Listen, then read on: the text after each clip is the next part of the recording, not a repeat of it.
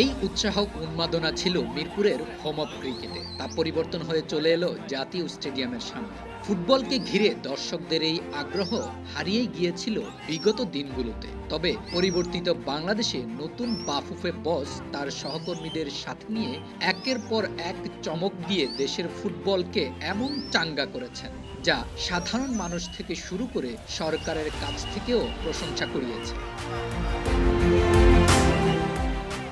জাতীয় স্টেডিয়ামে দ্বিতীয় দিনের অনুশীলনে আসবেন বাংলাদেশ দল। তার আগেই মাঠে হাজির কোচ হাবিয়ের কাবরেরা। টিম বাংলাদেশকে দেখার জন্য স্টেডিয়ামের সামনে মানুষের ঢল নেমেছে, তাই নিরাপত্তা রক্ষীদের বাড়তি সতর্কতা। যদিও সবাই ভালোবেসেই প্রিয় খেলোয়াড়দের দেখতে এসেছেন, তবে সাবধানতার বিকল্প কিছুই নেই।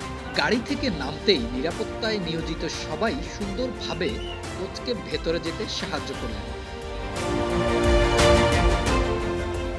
টিম বাংলাদেশ স্টেডিয়ামের সামনে আসতেই সবাই স্লোগান দিচ্ছে।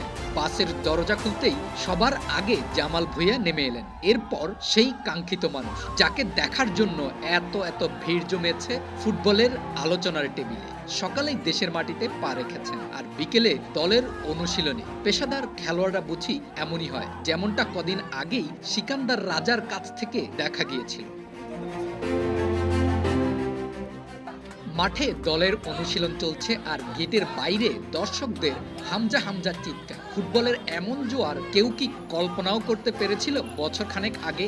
ভালো কাজের ইচ্ছা থাকলে তা যে সম্ভব করা যায়, সে চিত্রই যেন ফুটে উঠল এই নবজাগরণ। তাই এই অসাধারণ কাজের জন্য বাংলাদেশ ফুটবল ফেডারেশনের সভাপতি ও তার দলকে বিশেষভাবে ধন্যবাদ দিতে হয়।